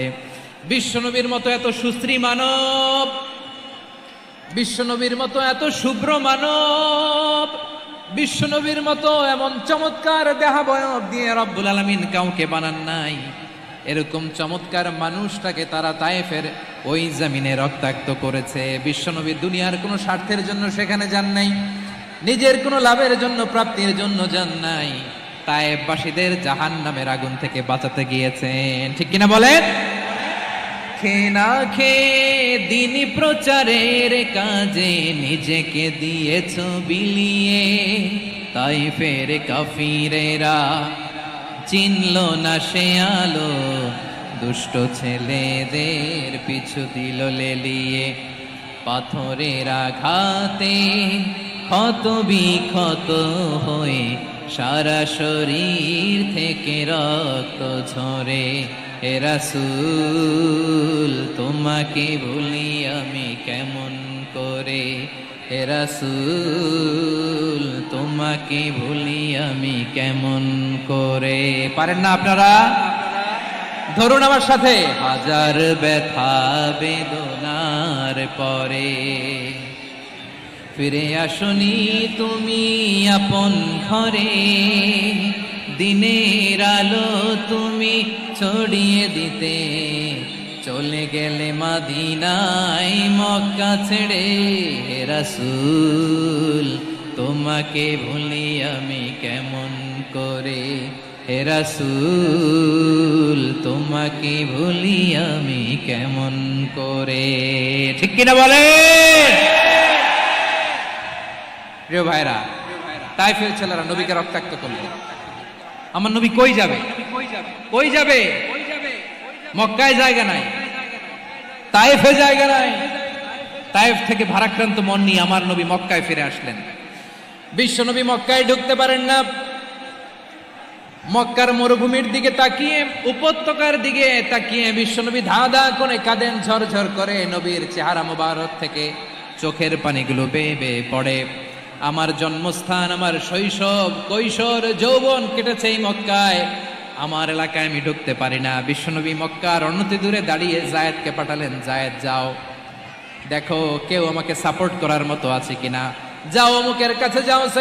জায়েদ গেলেন, তারাও প্রত্যাখ্যান করে ফিরিয়ে দেয়। বিশ্বনবী বললেন যাও অমুক লোকের কাছে যাও, তিনিও প্রত্যাখ্যান করে ফিরিয়ে দিলেন। কেউ বিশ্বনবীকে আশ্রয় দিতে রাজি হয় না। নিজ জন্মভূমিতে বিতাড়িত বিশ্বনবী, সর্বশেষ বিশ্বনবী বললেন যাও মুতঈম ইবনে আদির ঘরে যাও। মুতঈম ইবনে আদি মুশরিক, তার কাছে যাও। গেলেন, মুতঈম ইবনে আদি রাজি হয়ে গেল। সুবহানাল্লাহ বলেন। দেখেন, অনেক বিপদের সময়ও আমি নিজে সাক্ষী, সামাজিকভাবে, রাজনৈতিকভাবে কত ঝঞ্ঝা, কত ষড়যন্ত্র, কত কনস্পাইরেসি পাড়ি দিয়ে আমাদেরকে সামনে এগিয়ে যেতে হয়। এই শত্রুদের ভেতরেও একজনকে দাঁড় করিয়ে দেয় যে আল্লাহর কোরআনের জন্য রেডি হয়ে যায়। পড়েন সুবহানাল্লাহ। মুতঈম ইবনে আদি, আল্লাহ তার মনকে নরম করে দিলেন। মুতঈম বলে, মুহাম্মদ আমি তোমাকে আশ্রয় দিব। তার দুই ছেলেকে পাঠালেন, যাও খোলা তলোয়ার নিয়ে, স্কট দিয়ে, গার্ড অফ অনার দিয়ে মুহাম্মদকে মক্কায় ঢুকাও, আর বলো আমি আমান দেব। আমান কি দিব? আমান মানে সিকিউরিটি, নিরাপত্তা। সিকিউরিটি ছাড়া, আমান দেওয়া ছাড়া কেউ থাকতে পারতো না মক্কায়। দুই ছেলে বিষ্ণু ইসা ইসলামকে নিয়ে আসলো। নবী কাবার চারদিকে তাওয়াফ করলেন, নামাজ পড়লেন। আবু জাহেল, উতবা, সাইবা, ওয়ালিদ ইবনে মুগীরা সবাই দেখে, কেউ কিছু করতে পারে না। কারণ মুতঈম ইবনে আদি ঘোষণা দিয়েছেন, আমি মুহাম্মদকে আমান দিয়েছি, মুহাম্মদের গায়ে যেন কেউ স্পর্শ না করে। আওয়াজ করে পড়েন সুবহানাল্লাহ। নবীর এই বিপদকালে মুহূর্তে মুতঈমের হৃদয়টারে নরম করে দিল কে? আচ্ছা লালমনিরহাটের ভাইয়েরা বলেন, এই মুতঈম কি মুসলিম ছিল না মুশরিক? সবাই বলতে হবে, মুসলিম না মুশরিক? তাহলে মুশরিকের কাছ থেকে নবী পলিটিক্যাল অ্যাসাইলাম, আধুনিক রাষ্ট্রবিজ্ঞানের ভাষায় পলিটিক্যাল অ্যাসাইলাম, যেটাকে বলে রাজনৈতিক আশ্রয়, ওনার আমান বা নিরাপত্তার এই ঘোষণায় তিনি মক্কায় ঢুকলেন। যতদিন নিরাপত্তা ছিল ছিলেন। মুতঈম যখন মারা গেল, বিষ্ণু ইসলাম হিজরত করে মদিনায় চলে গেলেন। সুবহানাল্লাহ। কিন্তু মুতঈম যে বিশ্বনবীর উপকার করছে, এটা বিশ্বনবী ভুলে নাই। আমাদের অনেকে আছে, উপকার করার পরে আর খেয়াল থাকে না, খাওয়ার পরে গলা দিয়ে নামলে আর খেয়াল থাকে না। এরকম আছে না নাই? আমার নবী ভুলে নাই। বদরের প্রান্তরে 70 জন কাফেরকে যখন বন্দী করে বিশ্বনবীর সামনে হাঁটু গেড়ে দাঁড় করানো হলো, বসানো হলো, 70 জন কাফের। কয়জন?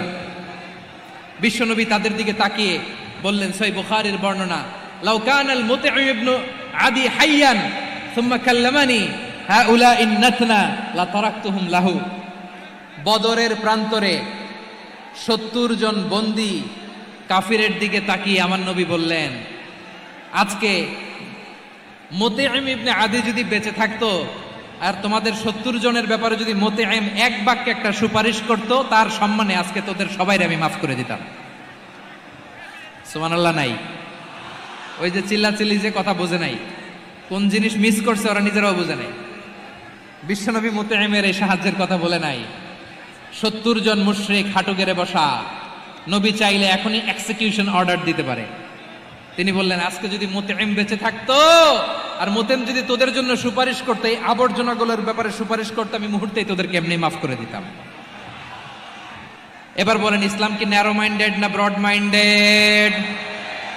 শুধু তাই নয়, যাকে যে সম্মান দেয়ার আমার নবী দিতেন, হোক আস্তিক হোক নাস্তিক, হোক মুসলিম হোক অমুসলিম।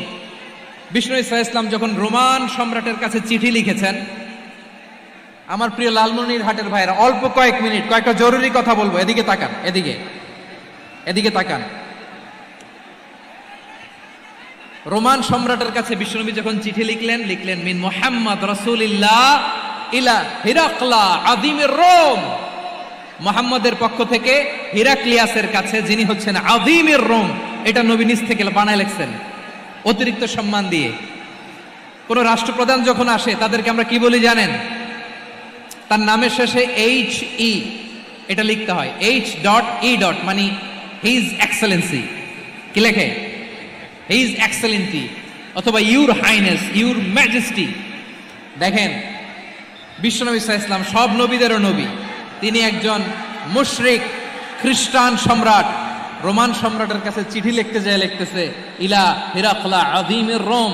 হিরাক্লিয়াসের কাছে আমার চিঠি, যিনি রোমের আযীম, হিজ হাইনেস, মানে রোমের অনেক সম্মানিত এক বাহাদুর। আওয়াজ করে বলেন সুবহানাল্লাহ।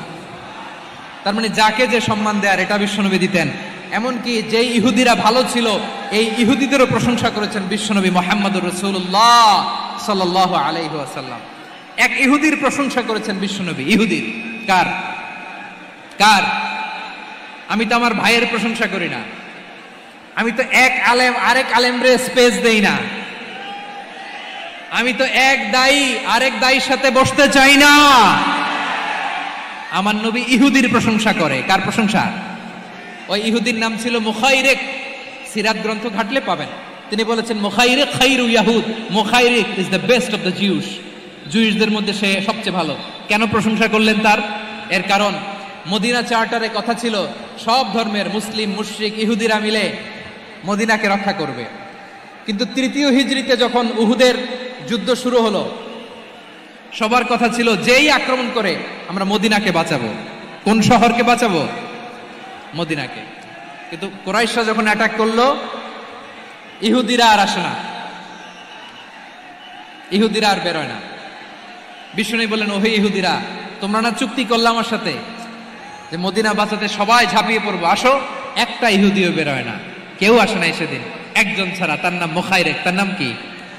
মুখাইরেক বাহাদুরের মতো ঘোড়সাওয়ার হয়ে বেরিয়ে গেলেন এবং বললেন, গোটা ইহুদি সাম্রাজ্যের একজনও যদি না আসে, আমি মুখাইরেককে কেউ ঘরে আটকে রাখতে পারবে না।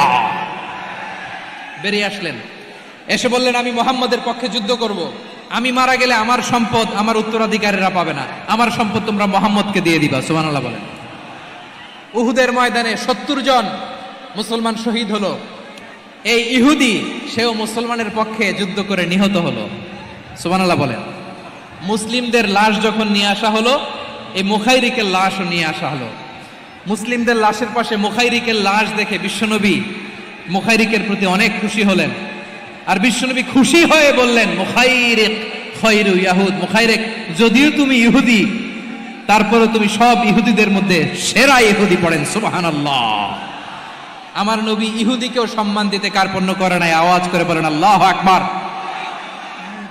প্রিয় ভাইরা, এবার সর্বশেষ আওয়াজ করে বলেন, ইসলাম কি ন্যারো মাইন্ডেড নাকি ব্রড মাইন্ডেড? সবাই বলেন, ন্যারো মাইন্ডেড না ব্রড মাইন্ডেড? এজন্য অমুসলিম হইলেই তারা আমাদের শত্রু নয়। শত্রু কারা? এই লালমনিরহাটের ভাইয়েরা শোনেন, শত্রু কারা? যে সমস্ত অমুসলিম আমাদেরকে নিশ্চিহ্ন করে দিতে চায়, যে সমস্ত অমুসলিম আমাদের ভূখণ্ড থেকে আমাদেরকে তাড়িয়ে দিতে চায়, যে সমস্ত অমুসলিম আমার ধর্ম নিয়ে তুচ্ছতাচ্ছিল্য করে চিল্লায় বলেন ঠিক কিনা, তারা আমাদের শত্রু। সাধারণ অমুসলিমরা আমার শত্রু নয়। এই যে হিন্দুরা থাকে, এরা আমার ভাই, বৌদ্ধরা আমার ভাই, খ্রিস্টানরা আমার ভাই, ইহুদিরা আমার ভাই। তারা দিনই ভাই নয়, তারা মায়ের পেটের ভাই নয়, তারা মানবিক দিক থেকে ভাই। ও মানুষ, আমিও মানুষ। ইসলাম মানুষকে সম্মান করে, চিল্লায় বলো ঠিক কিনা। যারাই আমাদের ইসলামকে নিশ্চিহ্ন করতে চায়, তাদের বিরুদ্ধে আমাদের সংগ্রাম। আওয়াজ করে বলতে হবে ঠিক কিনা। ওই সমস্ত দুর্বৃত্তদের সাথে আমাদের কোনো সম্পর্ক নাই। আমরা যদি ঐক্যবদ্ধ থাকতে পারি, ওই দুর্বৃত্তরা চান্স পাবে না। আমরা ঐক্যবদ্ধ থাকতে রাজি আছি। লালমনিরহাটের ভাইরা, আমরা ঐক্যবদ্ধ থাকলে ওই দুর্বৃত্তদের কালো হাত ভেঙে দিতে আমাদের সময় লাগবে না। তাদের কালো হাত ভেঙে দিতে রাজি আছে মুসলমান? কারা কারা রাজি? দু হাত তুলে দেখাও।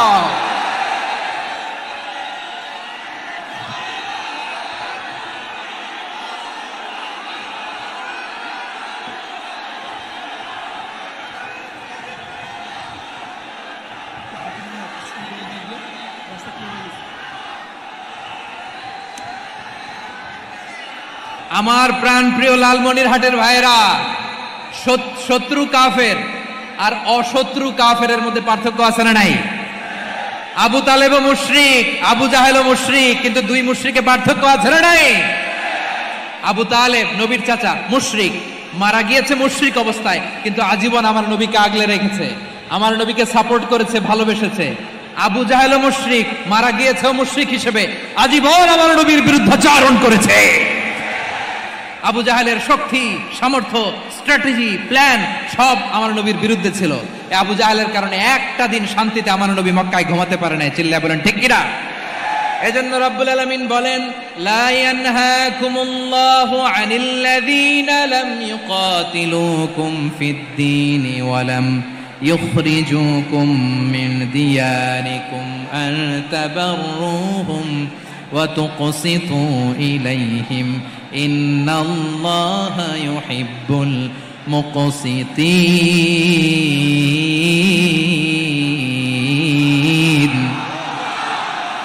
আল্লাহ বলে, গোলামেরা শোনো শোনো, যে সমস্ত অমুসলিম তোমাদের সাথে ধর্মযুদ্ধে লিপ্ত হয় না, তোমাদের বিরুদ্ধে যে সমস্ত অমুসলিম অস্ত্র ধরে না, যে সমস্ত অমুসলিম তোমাদেরকে তোমাদের জন্মস্থান থেকে, ভূখণ্ড থেকে তাড়িয়ে দেয় না। তাদের সাথে ভালো আচরণ করতে আমি আল্লাহ নিষেধ করি নাই, তাদের সাথে সদাচরণে কোনো নিষেধাজ্ঞা নাই, বরং তাদের সাথে সদাচরণ করো, এটাই আমি আল্লাহ চাই।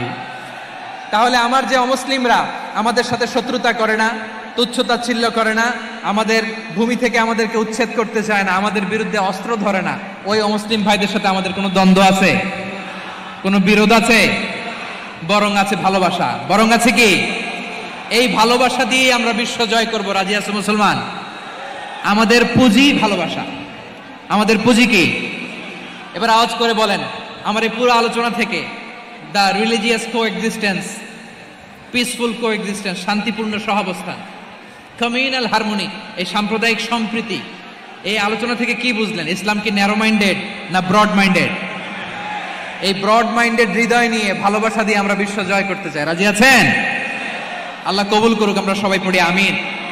লালমনিরহাটের জেলা স্টেডিয়ামে আমার প্রিয় মায়েরা, বোনেরা, আপনাদের জন্য একটা হাদিস বলে শেষ করব। বিশ্বনবী বলেন, আমার মায়েরা খেয়াল করে শুনুন, বিশ্বনবী আপনাদের উদ্দেশ্য করে বলেন, আল মারআতু ইযা সাল্লাত খামসাহা ওয়া সামাত শাহরাহা হাফিজাত ফুরুজাহা আতাআত বা'লাহা ফালতাদখুল মিন আইয়ি আবওয়াবিল জান্নাতি শাআত। বিশ্বনবী বলেন, ও রমণীরা, ও নারীরা, যে সমস্ত নারী এই 4টা কাজ করবে, এই 4টা কাজের গ্যারান্টি দিবে, তাদেরকে জান্নাতের 8টা দরজার গ্যারান্টি দেয়া হবে। কি 4টা কাজ? 1 নাম্বার, আল মারআতু ইযা সাল্লাত খামসাহা, যে নারী 5 ওয়াক্ত নামাজ পড়ে। কি করে? জেলা স্টেডিয়ামে অবস্থানরত আমার নারীরা, বোনেরা, বিশ্বনবী আপনাদেরকে 4টা কাজের কথা বলেছেন, খুব বেশি না। 4টা করলে 8 জান্নাতের দরজা সব খোলা। কোনটা দিয়ে যাবেন? যেটা দিয়ে মনে চায়। 1 নাম্বার 5 ওয়াক্ত নামাজ। আমার বোনেরা জোহরের নামাজ পড়তে পড়তে এটা আসরে নিয়ে যায়, আসর পড়তে পড়তে এটা মাগরিবে নিয়ে যায়। এরকম আসরা নাই? লালমনিরহাটে হয়তো নাই। আমার বোনেরা এটা করবেন না। ইন্নাস সালাতা কানাত আলাল মুমিনিনা কিতাবাম মাওকুতা, সময় মতো পড়বেন। সামাত শাহরা, রমাদানের রোজাগুলো রাখবেন। হাফিজাত ফুরুজাহা, যে নারী তার চরিত্রকে হেফাজত করে, তার প্রাইভেট হেফাজত করে, তার লজ্জাস্থান হেফাজত করে। ও মায়েরা, আপনার এই গর্ভ যে কত দামি আপনি জানেন না। আপনার এই গর্ভ থেকে জন্মাবে আগামীর সালাহুদ্দিন আল আইয়ুবী। আপনার গর্ভ থেকেই জন্মাবে ইমাম আল মাহদি আল মুনতাযর। আপনার পেট থেকে জন্মাবে আবু সাইদের মতো বীর সৈনিক।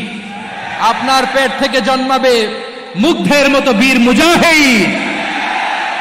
আপনি জানেন না কে আসবে আপনার পেট থেকে। সময়টাকে কাজে লাগান, ইসলামকে বুঝেন, মানেন, আমাদের ইসলামিক লেকচারগুলো শোনেন। আমরা যে বার্তাগুলো, ইনস্ট্রাকশনগুলো, দিক নির্দেশনাগুলো আপনাদের খেদমতে রাখি, এগুলো মেনে চলুন। আপনিই পারেন আপনার ঘরটাকে জান্নাতের টুকরা বানাতে। একটা family, it's a very big institution and you are the MD, the managing director of this institution. চিল্লায় বলেন ঠিক কিনা? চাইলেই পারেন ঘরটারে জান্নাতের টুকরা বানাতে। 5 ওয়াক্ত সালাত, রমাদানের রোজা, নিজের চরিত্রের হেফাজত, ও আতাআত বা'লাহা, স্বামীর আনুগত্য।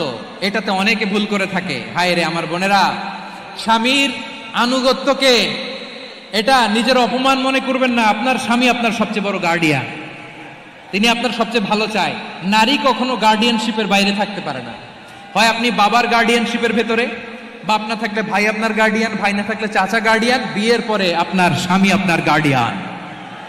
শরিয়া সম্মত স্বামীর আদেশগুলো আপনি মেনে চলবেন, কিন্তু শরিয়া বিরুদ্ধ কোনো আদেশ মানতে আপনি বাধ্য নয়। আওয়াজ করে বলুন সবাই ঠিক কিনা? এই 4টা কাজ যদি কোনো নারী করে, বিশ্বনবী বলেন জান্নাতের 8টা দরজা খোলা। তোমার যেটা দিয়ে মনে চায় সেটা দিয়ে জান্নাতে তুমি এন্ট্রি নিতে পারবা। আমরা এখানে লালমনিরহাটের সোহরাওয়ার্দী ময়দানে আজকে যেমন একত্রিত হতে পারলাম, আল্লাহর জান্নাতেও যেন একত্রিত হতে পারে। আল্লাহ তুমি তৌফিক দান করো। আল্লাহ আমার এই কলিজার টুকরা যুবক ভাইদেরকে তুমি উমরে ফারুকের মতো কবুল করো। জেলা স্টেডিয়ামে অবস্থানরত আমার মা বোনদেরকে তুমি ফাতেমার মতো, খাদিজার মতো কবুল করো। আমাদের কলিজার টুকরা সন্তানদেরকে তুমি সালাহুদ্দিন আল আইয়ুবীর মতো কবুল করো। এই যে ইসলামিক সোসাইটি লালমনিরহাটকে আল্লাহ তুমি কবুল করো। আল্লাহ যে কথাগুলো বললাম এগুলো প্রথমে আমাকে, আমার সব ভাইদেরকে আমল করার তৌফিক দান করো। রব্বানা যালামনা আনফুসানা ওয়া ইন লাম তাগফির লানা ওয়া তারহামনা লানাকুনান্না মিনাল খাসিরিন। রব্বানা আতিনা ফিদ দুনিয়া হাসানাতাও ওয়া ফিল আখিরাতি হাসানাতাও ওয়া কিনা আযাবান নার। রব্বুল আলামিন আরশের মালিক, লক্ষ লক্ষ তাওহীদি জনতা দুনিয়ার কোনো কিছুর আশায় নয়, দুনিয়ার কোনো কিছুর জন্য নয়, তোমার কোরআনের প্রেমে, ইসলামের প্রেমে হাজির হয়েছে। আল্লাহ, আমার ভাইদেরকে কবুল আর মঞ্জুর করে দাও। ইসলামের জন্য এই গণজোয়ার, এই উচ্ছ্বাস, এই এনার্জি শক্তিগুলোকে আগামীর ইসলামের জন্য কবুল আর মঞ্জুর করে নাও। গাড়িতে করে, হুন্ডায় চড়ে, সাইকেল দিয়ে, রেল লাইন দিয়ে, রেলে চড়ে চড়ে লক্ষ লক্ষ ভাইয়েরা বিভিন্ন জেলা থেকে আজকের এই ঐতিহাসিক লালমনিরহাটের প্রোগ্রামে যারা জয়েন করলো, নিরাপদে তুমি আবার তাদেরকে গন্তব্যে পৌঁছে দিও। রব্বানা তাকাব্বাল মিন্না ইন্নাকা আনতাস সামিউল আলিম ওয়া তুব আলাইনা ইয়া মাওলানা ইন্নাকা আনতাত তাওয়াবুর রহিম।